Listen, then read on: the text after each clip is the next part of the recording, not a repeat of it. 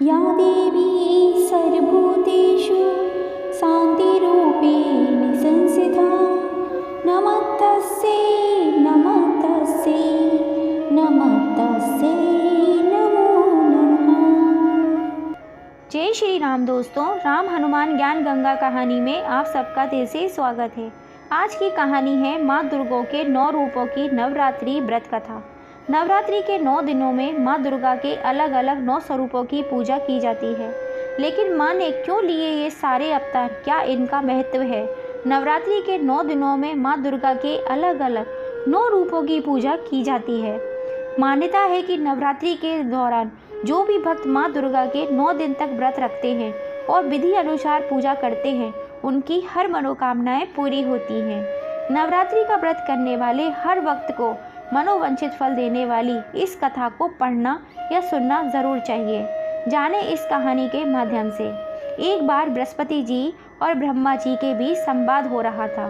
इस दौरान बृहस्पति जी ने ब्रह्मा जी से नवरात्रि व्रत के महत्व और फल के बारे में पूछा। इसके जवाब में ब्रह्मा जी ने बताया, हे बृहस्पति, प्राचीन काल में मनोहर नगर में पीठत नाम का एक अनाथ ब्राह्मण रहता था। पीठत माँ दुर्गा का सच्चा भक्त था। उसके घर सुमति नाम की कन्या ने जन्म लिया। पीठत हर दिन माँ दुर्गा की पूजा करके हवन किया करता था। इस दौरान उसकी बेटी उपस्थित रहती थी। एक दिन सुमति पूजा के दौरान मौजूद नहीं थी। वह सहेलियों के साथ खेलने में व्यस्त थी। इस पर पीठत को गुस्सा आया और उसने अपनी पुत्री सुमति को चेतावनी दी कि उसका विवाह किसी कुष्ठ रोगी दरिद्र मनुष्य के साथ करवा देगा। पिता की ये बात सुनकर सुमति आहत हुई। उसने कहा, हे पिता, आपकी जैसी इच्छा वैसा ही करो। जो मेरे भाग्य में लिखा होगा वही मुझे मिलेगा। सुमति की यह बात सुनकर पीठत को और ज़्यादा गुस्सा आ गया और उसने अपनी पुत्री का विवाह एक कुष्ठ रोगी व्यक्ति के साथ करवा दिया। इसके साथ ही पीठत ने अपनी पुत्री से गुस्से में कहा कि मैं देखता हूँ कि तेरे भाग्य के भरोसे रहकर तू क्या करती हो। सुमति पिता को कोसने लगी और अपने पति के साथ वन में चली गई। गरीब बालिका की ऐसी स्थिति देखकर माँ भगवती प्रकट हुई और कहा कि मैं तुम्हारे पूर्व जन्म के कर्मों से प्रसन्न हूँ। इसके साथ ही माँ भगवती ने सुमति से वरदान मांगने को भी कहा। इस पर सुमति ने माँ भगवती से पूछा कि आप कौन हैं? माँ भगवती ने कहा, मैं आदि शक्ति हूँ।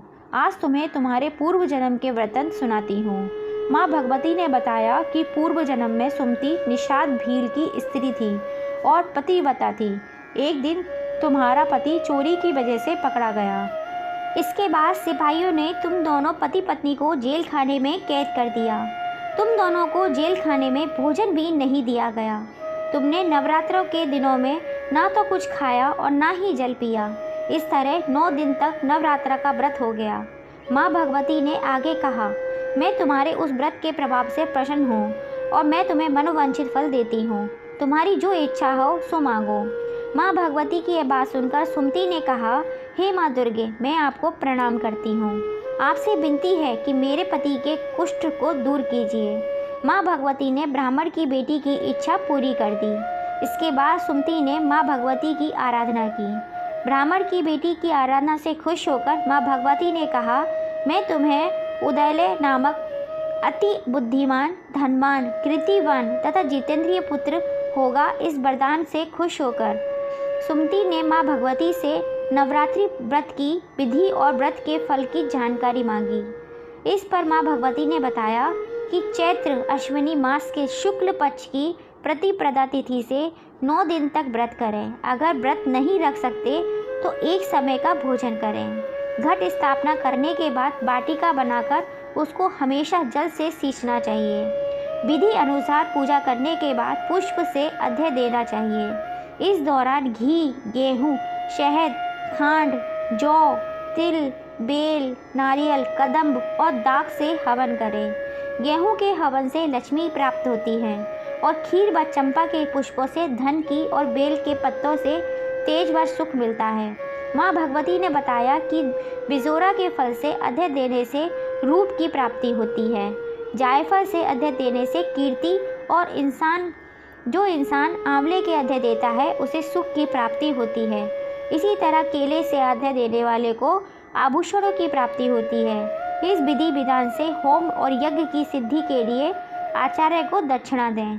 माँ भगवती ने बताया, इन 9 दिनों में जो कुछ दान आदि दिया जाता है उसका करोड़ों गुना फल मिलता है। ब्राह्मण की बेटी को विधि और फल बताने के बाद माँ भगवती अंतर्ध्यान हो गई। भक्तजनों कहते हैं, इस कहानी को सुनने मात्र से भी नवरात्रों की पूजा का फल मिलता है। क्या आप लोग नवरात्रि का व्रत रखते हैं? प्लीज़ कमेंट करके ज़रूर बताइएगा।